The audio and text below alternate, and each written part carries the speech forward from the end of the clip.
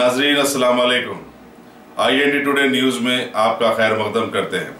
आइए देखते हैं ये तफसीलात। भारत की बीजेपी के लोग जहां मुल्क में नफरत बांटते नजर आए, वहीं रियासत तेलंगाना के बीजेपी के लोग अक़लियतों से मोहब्बत से पेश आ रहे हैं और अक़लियतें तो कमर कसकर हर मामले का सामना करने के लिए बिल्कुल तैयार बनी हुई है। अभी खबर है कि मकर संक्रांति के मौके पर रियासती बीजेपी के लोगों ने आज शहर हैदराबाद के तारीखी चार मीनार के दामन में PM मोदी की फ़ोटोज़ छपी हुई बेशुमार पतंगें आवाम में तकसीम की।